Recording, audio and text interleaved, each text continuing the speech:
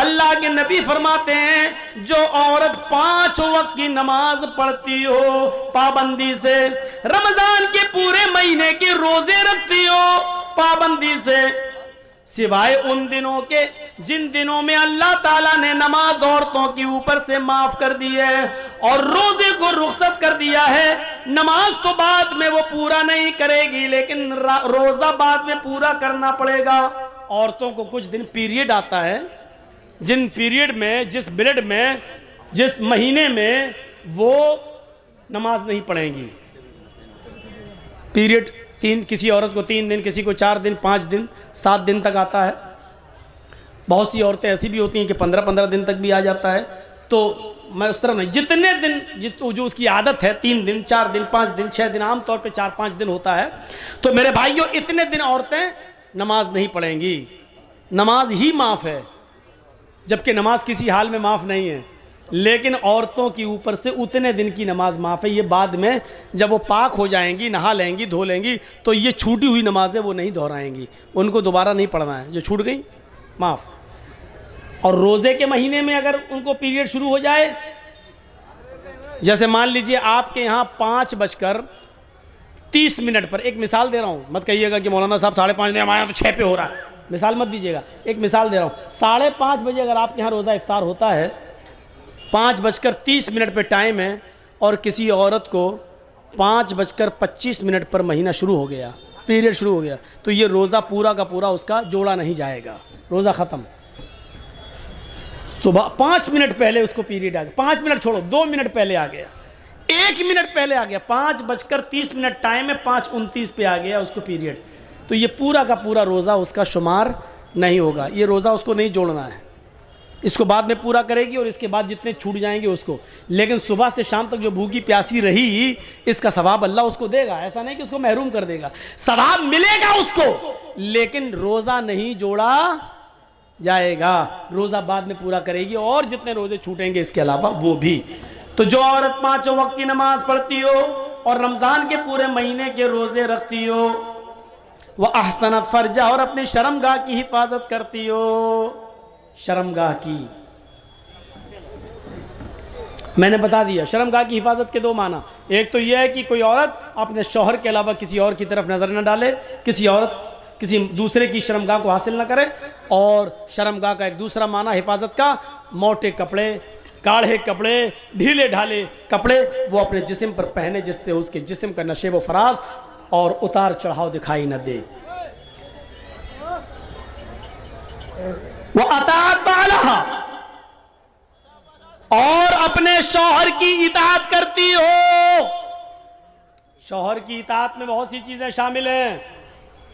शौहर की इताअत में एक बात याद रखिएगा, आप किसी औरत से निकाह करके अपने घर लाए, आप अपने कपड़े बीवी को दे दीजिए और बीवी आपके कपड़े धुल देगी, आपके लिए खाना वाना पका देगी, आपके सर में तेल डाल देगी, ये जिम्मेदारी है औरत की।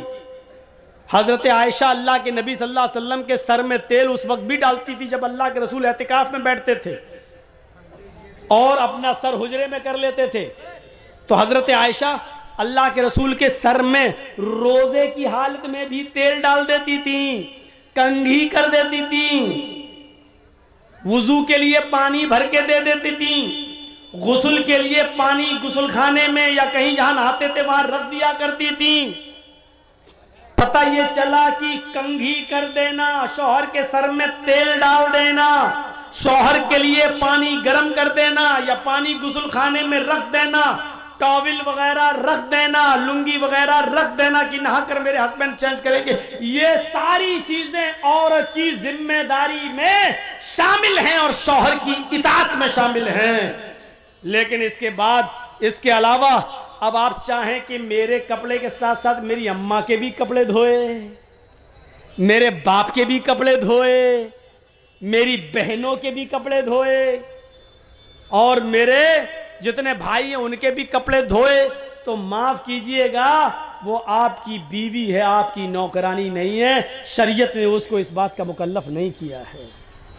प्यार से चाहो तो कुछ भी काम ले लो औरत से, लेकिन अगर आप हुक्म चला कर लोगे तो सुन लो, शरीयत ने ससुर के कपड़े धोना औरत पर की जिम्मेदारी में शामिल नहीं किया है, सास के कपड़े धोना जिम्मेदारी में शामिल नहीं किया है।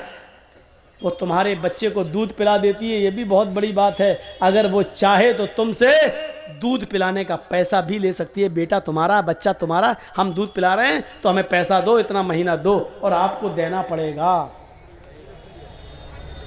मौलाना साहब ये क्या मुसीबत खड़ी कर रहे हो, हमारी तो वैसे भी नहीं बनती अपनी बीवी से, तुम और कह दे रहे हो सुन के जाएगी तो कल। पूरा खर्चा अगर आप अपनी बीवी को नहीं देते हैं तो बीवी को इजाज़त है कि वो आपकी पैंट की जेब में से उतना ले सकती है जितने में उसका और उसके बच्चों का खर्चा चल सके। आपको बताए नहीं, इसको चोरी में शुमार नहीं किया जाएगा, वो चोर नहीं लिखी जाएगी। डरो मत। ये मसला जिस जगह मैंने बताया था ना, वहाँ मेरी भी बीवी गई हुई थी सुनने, दूसरे दिन मेरी जेब से 5,000 गायब हुए थे। कोई बड़ी बात नहीं, लेकिन औरतों में कमी होती है। इजाज़त दो 2 रुपए की तो निकाल लेती हैं 200 रुपये, और फिर हिसाब जुड़ा देंगे, इतने में तेल आया, इतने मसाला आया, इतने में चादर, इतने में तकिया, इतने में ये, वो सब हिसाब जुड़ा देंगे। और अभी भी आपसे कहेंगे अभी हुआ क्या, 2 रुपए की जगह 200 ले लिए, कहे अभी हुआ क्या, मेरी पाउंड्स नहीं आई, अभी फेयर एंड लवली बाकी है, अभी तो मेकअप का सामान बाकी है, वो और दो, हिसाब और जुड़ा देंगे। शौहरों की खिदमत और इताअत ये शामिल है, करेगी। आजकल तो तारीफ ही नहीं करती औरतें। शौहर कहते कितना अच्छा होगा, तुम क्या जानो, मैं भुगत रही हूं, मैं जानती हूं कि तुम जानती हो। देखा ना, एक पीर साहब थे बेचारे, वो अपनी बीवी से बार बार कहते थे मैं पीर हूं, लोग कितनी इज्जत करते हैं मेरी, और उनकी बीवी कहती भाग तेरे जैसे 336 पीर रोज देखती हूं मैं। बीवी पीर ही नहीं मान रही है। एक दिन बीवी ने पता नहीं हवा में किसी को उड़ते हुए देख लिया, कहता देखो पीर बने फिरते हैं। पीर तो वो था जो हवा में आज मैंने उड़ते हुए देखा, हवा में मुसल्ला था, हवा में मुसल्ले पे खड़ा था, हवा में नमाज पढ़ता हुआ जा रहा था। अब ये शौहर को चर्राया है, देखा तुमने, हवा में उड़ते हुए देखा, हाँ नमाज पढ़ रहा था ना, हाँ मुसल्ले पे खड़ा था ना, हाँ अरे वो मैं ही तो था। बीवी बोली है तुम थे, कहाँ, हाँ मुझे डाउट हुआ, कुछ लग रहा था तुम थे। कहा क्या मतलब, कहा इसीलिए टेढ़े टेढ़े उड़ रहे थे, सीधे नहीं उड़ रहे थे। फिर कमी निकाल दी, जब सुना कि मेरा शौहर है तो कमी निकाल दी। पीर तो वो है जो आज उड़ रहा था, जब सुना वो मेरा ही आदमी है तो कहा हाँ टेढ़े टेढ़े उड़ रहे थे, कमी निकाल दी। ये हाल। एक पीर साहब को उसके मुरीद ने सपने में देखा, मुरीद ने, मेरे पीर साहब जन्नत में टहल रहे हैं, घूम रहे हैं, दूध की नहर, शहद की नहर, जन्नत की हूरों के बीच में बैठे हुए हैं, एक हूर अपनी तरफ खींच रही, दूसरी हूर अपनी तरफ, आओ आओ आओ मेरे पास आओ।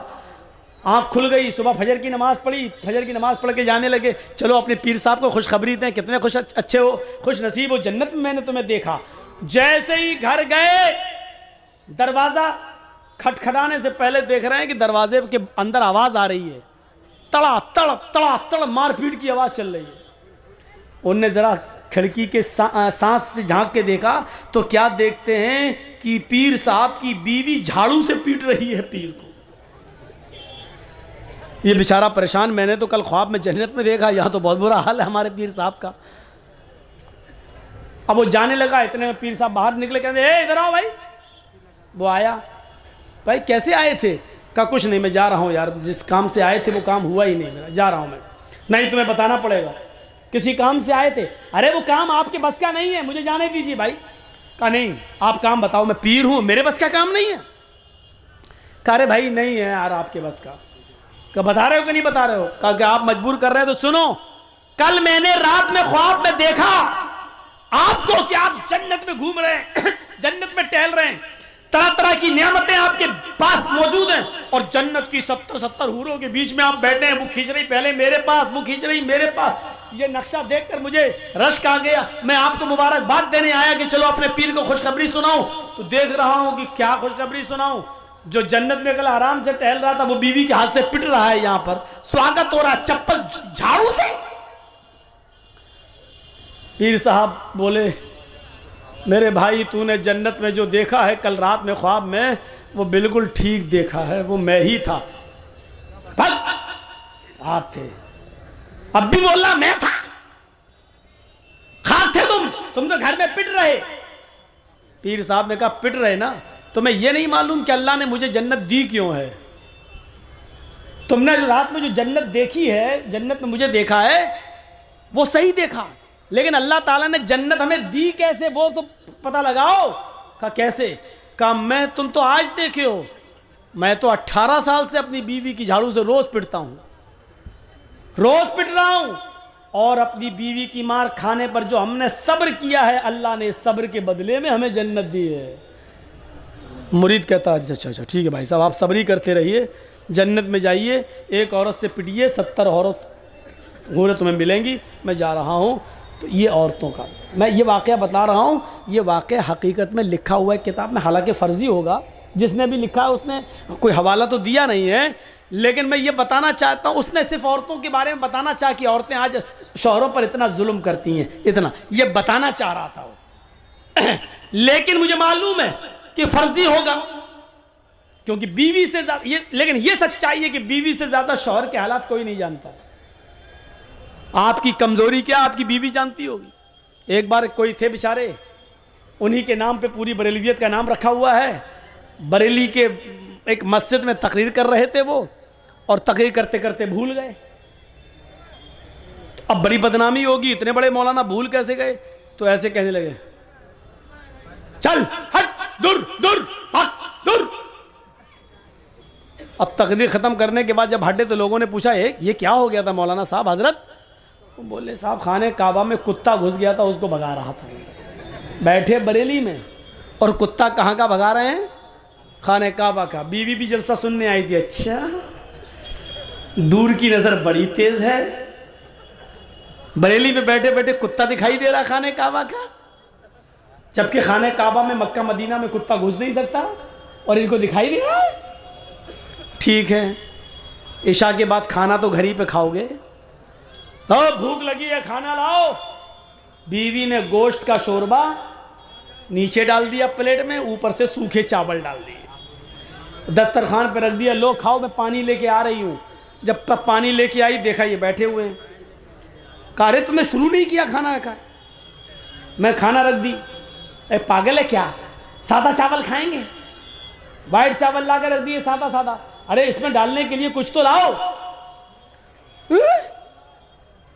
आपको मालूम नहीं है? का क्या मालूम? ओह, अभी तो 1-2 घंटे पहले मगरिब के बाद अभी तो कुत्ता भगा रहे थे खाने काबा का, इतने दूर का कुत्ता दिखाई दे रहा था, और इस चावल के नीचे गोश्त और शोरबा मैंने पहले डाल दिया, वो दिख ही नहीं रहा तुम्हें? कुत्ता दिखाई दे रहा है, चावल का शोरबा नहीं दिखाई दे रहा है जो नीचे डाला। पगड़ी हटाई हजरत ने, खुजाते घर का भेदी लंका ढाए। मेरी बीवी यहाँ कह दिया बाहर मत कह देना, वरना लोगों का भरोसा उड़ जाएगा मेरे ऊपर से। ये लोग हैं, इतने नजदीक का इल्म नहीं, और खाने काबा का कुत्ता इनको दिखाई दे रहा है। तो ये चीजें होती हैं, बीवी शौहर की अकल भी ठीक कर देती है। तो 4 चीजें बताई हैं, 5 वक्त की नमाज पढ़ती हो, रमजान के रोजे रखती हो, अपनी शर्मगाह की हिफाजत करती हो, और शौहर की इताअत करती हो। ये 4 काम जो औरत कर ले, फल तदखुल मिन अब्वाबिल जन्नति शात, ऐसी औरत जन्नत के जिस दरवाजे से दाखिल होना चाहे हो जाएगी। उसके लिए जन्नत के 8 दरवाजे खुले हुए होंगे। ऐ अल्लाह की बंदी, तू जिस दरवाजे से जाना चाहे चली जा। ये औरत के लिए जन्नत में जाने का रास्ता। मेरी माँ बहनों, एक और रास्ता तुम्हें देता हूं जन्नत में जाने का, लीजिए। जाअतनी साइला, हजरत आयशा फरमाती हैं कि मेरे पास एक मांगने वाली आई, और माहा सबयान, उसके साथ 2 छोटे छोटे बच्चे थे। मेरे पास एक मांगने वाली आई, उसके साथ 2 छोटे छोटे बच्चे थे। बुखारी शरीफ की हदीस के अल्फाज हैं। और आकर कहने लगी शैअन लिल्लाह, अगर घर में खाने पीने को कुछ हो तो दे दो, मेरे बच्चों ने कई दिन से खाना नहीं खाया है। हजरत आयशा फरमाती है, मेरे पास एक खजूर था, एक खजूर, बुखारी में एक खजूर, और मुस्लिम में भी हदीस आई है, लेकिन उसमें 3 खजूर का जिक्र है। मेरे पास एक खजूर था, ये तो बुखारी में, मेरे पास 3 खजूर थे, ये मुस्लिम शरीफ में।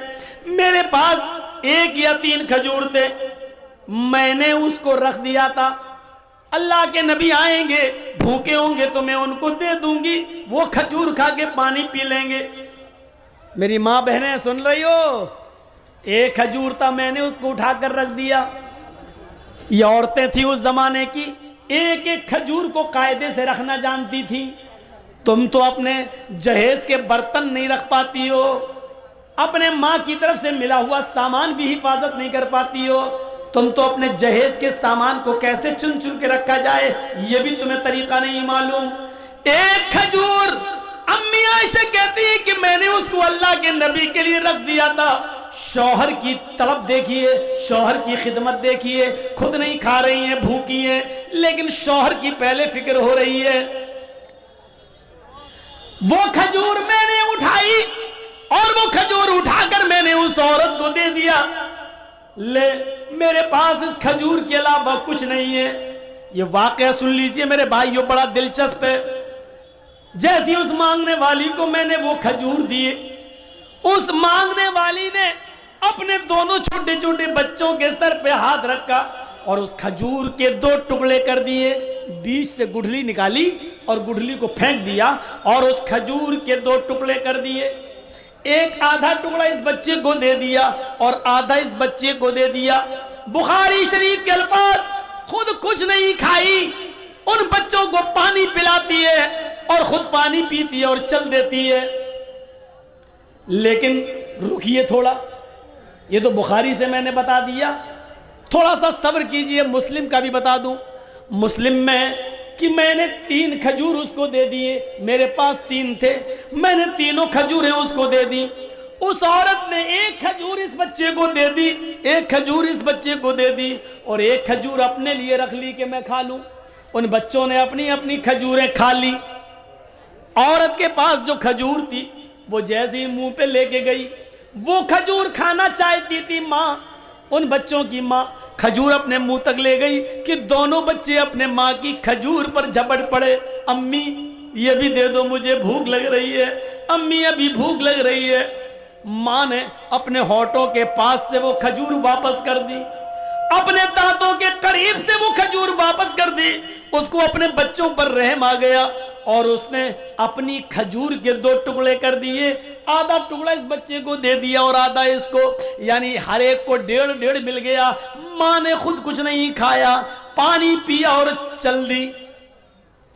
थोड़ी देर के बाद जब अल्लाह के नबी घर में तशरीफ लाए, थोड़ी देर के बाद जब अल्लाह के नबी सल्लल्लाहु अलैहि वसल्लम घर में तशरीफ लाए तो हजरत आयशा ने पूरा वाकया बयान कर दिया। अल्लाह के नबी ने कहा, आयशा क्या उस औरत को तुमने अपनी आंखों से देखा है? हाँ मैंने देखा है। अय आयशा, आयशा सोच लो, उस औरत को आपने अपनी आंख से देखा है? हाँ देखा है। आयशा क्या उसको तुमने 3 खजूरें दे दी थी? हाँ मैंने तीनों दे दी थी। आयशा क्या उसने 2 खजूरें दोनों बच्चों को दे दी और 1 खजूर अपने खाने के लिए रख ली? हाँ। बच्चे उसकी खजूर पर झपट पड़े? हाँ। उस औरत ने अपने खजूर के भी 2 टुकड़े कर दिए और आधी आधी अपने बच्चों को दे दी? हाँ। आयशा क्या उस औरत ने खुद कुछ नहीं खाया? कहा नहीं। आयशा तुम्हें कयामत के दिन अल्लाह के दरबार में गवाही देना पड़ेगी। आयशा जन्नत को अपने ऊपर वाजिब कर लिया। 15 दिन से चूल्हा नहीं जला, 15 दिन से चूल्हा नहीं जला। अम्मा आयशा कहती हैं कि खजूर और पानी पर गुजारा चल रहा था। एक बार इतला मिली कि बहरीन से माल आया है और अल्लाह के नबी साहबे किराम में तकसीम करेंगे। उस माल में अल्लाह के नबी का भी भाग है, उस माल में नबी का भी हिस्सा है। फरमाया आयशा सिद्दीका ने, अल्लाह के नबी फजर की नमाज के बाद आप माल तकसीम करेंगे और आपका भी तो हिस्सा है। फरमाया आयशा खुश हो जाओ, आज हमें भी हिस्सा मिलेगा, हमारा भी हक है, हमें भी हिस्सा मिलेगा। आज चूल्हा संभाल लो, लकड़ियां रख लो चूल्हे में, आज हमारे घर में भी गोश्त पकेगा। 15 दिन से चूल्हा नहीं जला, आज हमारे इधर भी अच्छा खाना बनेगा। हजरत आयशा फरमाती है कि इधर अल्लाह के नबी फजर की नमाज पढ़ाने के लिए घर से बाहर निकलते हैं, हुजरे में जाते हैं, और इधर मैंने फजर की नमाज पढ़ने के बाद चूल्हा संभाल लिया। उसको पोत लिया और उसमें लकड़ियां रख दी कि अल्लाह के नबी जब अपना हिस्सा लेकर आएंगे तो आज मेरे घर में भी चूल्हा जलेगा। तकरीबन आज के टाइम के लिहाज से 10 या 11 बजे के आसपास इतना माल आया था बहरीन से कि वो माल तकसीम करते करते सहाबा किराम को देते देते सुबह हो गई, 9-10 बज गए, चाश्त का इशराक का वक्त हो गया, 11 बजे के आसपास का टाइम हो गया। सबके हिस्से दे दिए। अल्लाह के नबी को भी 2 थैले भर भर के मिल गए। एक आपने इस हाथ से पकड़ा, दूसरा थैला आपने दूसरे हाथ में लिया। आपने अपने दोनों थैलों को उठाया और लेके चल दिए। आप जैसे ही चले निकले, अल्लाह के नबी सल्लल्लाहु अलैहि वसल्लम अपने घर की तरफ रवा दवा हैं, जा रहे हैं। घर आने ही वाला है कि अचानक 2 छोटे छोटे मासूम बच्चों ने मोहम्मदुर रसूलुल्लाह का हाथ पकड़ लिया। दाएं देखा तो 7 साल का बच्चा, बाएं देखा तो 9 साल का बच्चा। दाएं देखा उसने ये थैला पकड़ लिया, बाएं देखा तो उसने दूसरा थैला पकड़ लिया। दाएं नजर डाली, 7 साल का बच्चा कहता है अल्लाह के नबी मेरे बाप नहीं है, इंतकाल हो गया है और मेरी माँ ने दूसरी शादी कर ली है। मेरा दूसरा बाप आया, वो मुझे अपना बेटा नहीं मानता है। आज 7-8 दिन हो गए, मेरी माँ ने और मेरे बाप ने मुझे रोटी का एक लुकमा नहीं दिया। आपने बाएं नजर डाली तो 9 साल का बच्चा कहता है अल्लाह के रसूल मेरे बाप है लेकिन मेरी माँ नहीं है। मेरे बाप ने दूसरी शादी कर ली, मेरी दूसरी जो माँ आई वो मुझे अपना बेटा नहीं मानती है। एक की माँ नहीं है, एक का बाप नहीं है। एक कह रहा अल्लाह के रसूल मेरे बाप नहीं है, माँ ने दूसरी शादी कर ली, जो आदमी मेरे घर में आया वो बेटा नहीं मानता। दूसरा कहता अल्लाह के रसूल मेरी माँ नहीं है, मेरा बाप है, मेरे बाप ने दूसरी शादी कर ली, मेरी जो दूसरी अम्मी आई वो मुझे अपना बेटा नहीं मानती, मेरे घर में भी 7-8 दिन से चूल्हा नहीं जला। अल्लाह के रसूल के आंखों में आंसू आ गए, ज़ारो कितार रोने लगे।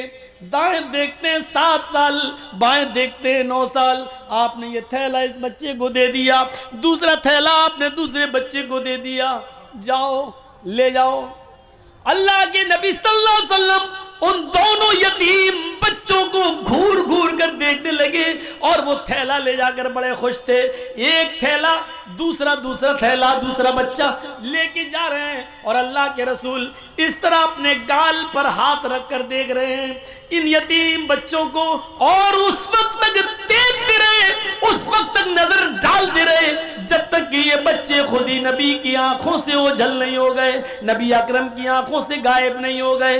इस हाल में अल्लाह के नबी फिर दरवाजे को दस्तक देती हैं। हजरत आयशा दौड़ती हुई आती हैं, अल्लाह के नबी अपना हिस्सा लेकर आ रहे होंगे, दरवाजा खोलती हैं। अल्लाह के नबी ने कहा सलामु अलैकुम। अम्मी आयशा कहती है वालेकुम अस्सलाम। अंदर आइए। अंदर जाते अल्लाह के नबी तो क्या देखती हैं अम्मा आयशा, जिस खाली हाथ से आप गए थे उसी तरह खाली हाथ लौट आए हैं। आपके हाथ में कोई थैला नहीं, कोई सब्जी नहीं, कोई गोश्त नहीं, कोई आटा नहीं, चावल नहीं, दाल नहीं, कुछ नहीं है नबी अकरम के हाथ में। कहने लगी अय अल्लाह के रसूल, आपने कहा था चूल्हा संभाल लो, संभाल लिया। अय अल्लाह के नबी, आपने कहा था आज मेरे घर में भी चूल्हा जलेगा, मैंने चूल्हे को जलाने का इंतजाम कर लिया, लेकिन आपको देखती हूँ खाली हाथ गए थे और खाली हाथ वापस आ गए। आपने नजरें पलटी, हाँ आयशा सच है, आज मुझे भी 2 थैले मिले थे, मैं अपना हिस्सा लेकर आ रहा था, लेकिन आयशा घर के दरवाजे के बाहर 2 यतीम बच्चों ने मेरा रास्ता रोक लिया। एक की उम्र 7 साल, दूसरे की उम्र 9 साल। आयशा, एक की मां नहीं, एक का बाप नहीं। आयशा, एक का बाप सोतेला, दूसरे की मां सोतेली। उधर बाप बेटा मानने के लिए तैयार नहीं, उधर सोतेली मां बेटा मानने के लिए तैयार नहीं। और यतीम बच्चों का पेट उनकी पीठ से चिपक रहा था, भूख की हालत में उनको निढाल कर लिया था। और उन्होंने जब मुझसे कुछ मांगा तो मैंने दोनों थैले एक एक दोनों को दे दिया। अम्मी आयशा कहती हैं आपने कभी कुछ गलत किया ही कहा है जो आज करेंगे? अच्छा किया दे दिया, लेकिन मैं ये नहीं कह रही हूं कि आपने गलत किया, अच्छा किया दिया, लेकिन अल्लाह के रसूल 2 मुट्ठी इस थैले में से निकाल लेते और 2 मुट्ठी अनाज इस थैले में से निकाल लेते, मैं चक्की पर पीस देती, आज घर का गुजर बसर चल जाता। एक रोटी आप खा लेते, एक रोटी मैं खा लेती। अल्लाह के नबी इतना तो आप निकाल सकते थे। फरमाया आयशा तुम सही कह रही हो, इतना मैं निकाल सकता था, मैंने सोचा भी था कि 2 मुट्ठी इसमें से निकाल लूं, 2 मुट्ठी इसमें से निकाल लूं, लेकिन आयशा जब उन यतीम बच्चों के चेहरों पे नजर पड़ी तो मेरी हिम्मत को, मेरे दिल को गवारा ना हुआ कि इन यतीम बच्चों का कोई हक मारूं, मैंने दोनों को दे दिया। आयशा यतीमी हमने देखी है, तुमने नहीं देखी, इन जुमलों पे गौर करो। आयशा यतीमी मैंने देखी है, तुमने नहीं देखी, तुम्हारे तो बाप अभी भी जिंदा हैं, तुम्हारी माँ तो अभी भी जिंदा है, तुम यतीम नहीं हो, यतीमी का दर्द मैंने देखा है। आयशा यतीमों की कंडीशन मुझसे ज्यादा कौन जानता होगा। आयशा मैं जब पैदा हुआ, पैदा होने से 2 महीने पहले मैंने बाप को खो दिया, मेरा बाप मेरे पैदा होने से 2 महीने पहले ही मुझे छोड़ के चला गया। मैं पैदा हुआ तो यतीम बनकर दुनिया में मैंने आंखें खोली तो यतीमी की हालत में, मेरे बाप इस दुनिया में मौजूद नहीं थे। और जब मेरी उम्र 6 साल की हुई, मेरी माँ मुझे अपनी माँ यानी नानी के घर लेके गई। जब मैं मदीना से यसरफ से लौट के आ रहा था, 6 साल की उम्र थी, तो मकामे अबवा पर मेरी माँ पहुंची, जो मक्के आ रही थी रास्ते में। मकामे अबवा पर पहुंची और कहती है बेटे तुम बार बार अब्बू को पूछते हो, अब्बू अब्बू, सबके अब्बू है, मेरे अब्बू कहाँ हैं?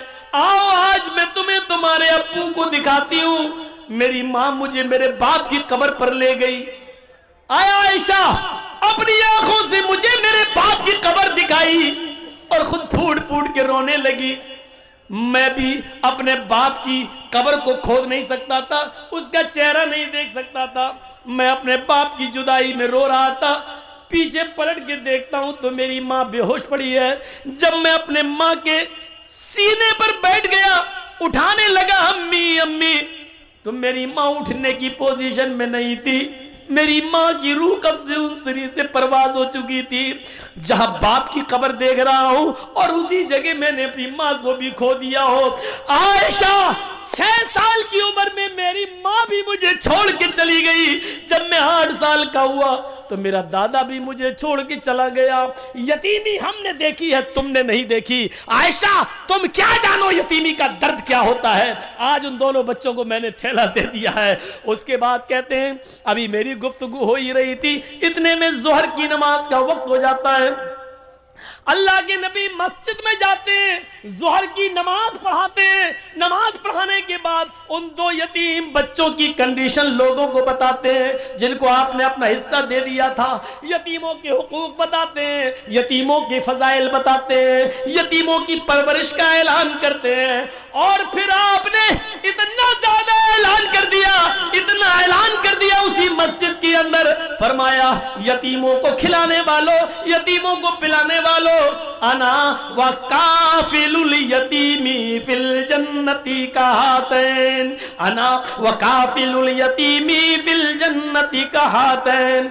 लोगों मैं और यतीम को खिलाने पिलाने वाला मैं, और यतीमों का हक अदा करने वाला मैं, और यतीमों की परवरिश करने वाला, ये दोनों जन्नत में ऐसे रहेंगे जैसे ये दोनों उंगली मिली हुई है। यानी वो मेरा पड़ोसी बनकर रहेगा जन्नत के अंदर, वो मेरा पड़ोसी बनकर रहेगा। यतीमों को मत सताना, यतीमों को मत रुलाना, यतीमों की आंखों में आंसू मत आने देना। यतीमों को खिलाने पिलाने वाला मेरा जन्नती बनकर, मेरा पड़ोसी बनकर रहेगा। उसका मकान मेरे मकान से चिपका हुआ होगा, वो मेरा जन्नत में मेरा पड़ोसी बनकर रहेगा। मेरे प्यारे साथियों, मैंने जन्नत का लफ्ज लाकर ये बताना चाहा कि यतीमों को खिलाने पिलाने वाला भी जन्नत में जाएगा। ये जन्नत में जाने वाले रास्ते मैंने आपके सामने बताए हैं। ये जन्नत में जाने वाले रास्ते हैं। जिनके छोटे छोटे बच्चे मर जाते हैं, किसी का 1 महीना का, 2 महीने का, 1 साल का, 2 साल का, 7 साल तक जो बच्चे मर जाते हैं, इंतकाल कर जाते हैं, छोटे छोटे बच्चे, 10 साल का भी उसमें शामिल हो जाता है, क्योंकि 10 साल के बाद फिर नमाज किसी भी हाल में माफ़ नहीं है। तो 10 साल से पहले पहले का जो मामला वो बच्चों में शुमार किया जाता है कि जिसके छोटे छोटे बच्चे इंतकाल कर जाते हैं और उसने अपने बच्चों के इंतकाल पर सब्र किया, तो सिगारुहुम दामीसुल जन्ना, इन छोटे छोटे बच्चों की रूहें जन्नत में बेरोक टोक घूमती और टहलती रहती हैं, जहां जाना चाहें चलती रहती हैं, फिरती रहती हैं। कयामत का दिन होगा, मैदाने महशर में हिसाब किताब हो रहा होगा। हिसाब किताब हो जाने के बाद अल्लाह कहेगा जन्नतियों तुम जन्नत के अंदर चले जाओ, अरे जहन्नमियों तुम जहन्नम के अंदर चले जाओ। जन्नती जन्नत के किनारे पर और जहन्नमी जहन्नम के किनारे खड़े होंगे। जहन्नमियों को अल्लाह जब जहन्नम में डालने का हुक्म देगा फरिश्तों को, तो उससे पहले कहेगा इन जहन्नमियों में से उन लोगों को अलग कर दो जिनकी जिंदगी में हमने उनके छोटे छोटे बच्चे छीने हैं, उनके बच्चे छीने हैं, जिन बच्चों का इंतकाल हो गया उनके माँ बाप को अलग कर दो। उनको अलग कर दिया जाएगा। अल्लाह कहेगा बाकी को जहन्नम में डाल दो, सबको जहन्नम में जहन्नमियों को डाल दिया जाएगा। जिनके छोटे छोटे बच्चे छीने थे उनको एक अलग कर दिया जाएगा। फिर अल्लाह फरिश्तों को हुक्म देगा, फरिश्तों इनको जहन्नम में डालने से पहले इनके बच्चों से इनको मिलवा दो, क्योंकि दुनिया में भी इनसे छोटेपन में हमने बच्चे छीन लिए थे। बच्चों ने अपने माँ बाप को नहीं देखा और माँ बाप ने अपने बच्चों से सही तरीके से बात भी नहीं की है, इसलिए कि कोई बोलता था कोई नहीं। छोटे छोटे मासूम बच्चे थे, हमने उनको उठा लिया। आज इनको मिलवा दो, इनको जहन्नम में जाने से पहले इनकी ये तमन्ना भी पूरी कर दो ताकि इनको शिकायत न रहे। फरिश्ते उनके छोटे छोटे बच्चे जिनके छीने गए होंगे लेके आएंगे, उनको उनके माँ बाप से मिलवाया जाएगा। जो बच्चा अपने माँ बाप से मिलेगा उसको पकड़ लेगा और उसको बातें करता होगा, अब्बू अब्बू। अभी दोनों बातें हो रही होंगी, इतने में हुक्म होगा बस टाइम खत्म हो गया, इन बच्चों को छुड़ा लो। आए फरिश्तों बच्चों को जन्नत में ले जाओ और इनके माँ बाप को जहन्नम में डाल दो। हमने इन बच्चों से माँ बाप मिलवा दिए और माँ बाप को बच्चों से मिलवा दिया ताकि किसी को शिकायत न रहे। इनके माँ बाप को जहन्नम में डाल दो। जैसे ही अल्लाह ये हुक्म देगा जहन्नम में डाल दो, वैसे ही वो बच्चे अपने माँ बाप के दामन को पकड़ लेंगे। फयाखुज़ू बिनाहियति सौबी, वो अपने माँ बाप के कपड़े को दामन को पकड़ लेंगे। फलम युफारिक़हा, फिर उसको छोड़ने का नाम नहीं लेंगे, उससे अलग नहीं होंगे, उसको छोड़ेंगे नहीं। कहेंगे अल्लाह दुनिया में भी तूने दुनिया में भी मेरे माँ बाप से मुझको छीना और आखिरत में भी मुझसे मेरे माँ बाप छीन रहा है। ऐ अल्लाह दुनिया में तूने मुझे छीना माँ बाप से और आखिरत में माँ बाप को छीन रहा है मुझसे। ऐ अल्लाह ये तेरा कैसा इंसाफ है, दुनिया में भी तूने हमें मेरे माँ बाप नहीं दिए और आखिरत में भी मुझे मेरे माँ बाप नहीं दे रहा है। ऐ अल्लाह फिर तो हम बदनसीब हुए कि दुनिया में भी मुझे मेरे माँ बाप नहीं मिले और आखिरत में भी मेरे माँ बाप नहीं मिल रहे हैं। ऐ अल्लाह ऐसा न कर, अल्लाह मेरे माँ बाप को जन्नत में दाखिल कर दे, अल्लाह मेरे माँ बाप को मेरे साथ जन्नत में भेज दे। गैब से आवाज आएगी, आए फरिश्तों मैंने छोटे छोटे बच्चों की इस्तिदा को, इनकी गुजारिश को मैंने कबूल कर लिया है। आए फरिश्तों इनकी दुआ को मैंने सुन लिया है, इन छोटे छोटे बच्चों की बात को मैंने मान लिया है।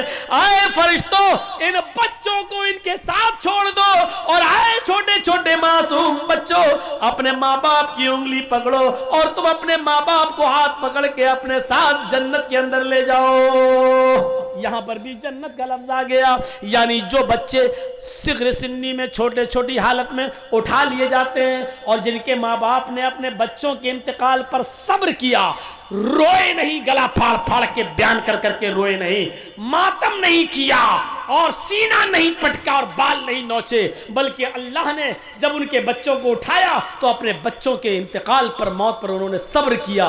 कहा अल्लाह की अमानत थी, अल्लाह ने ले लिया।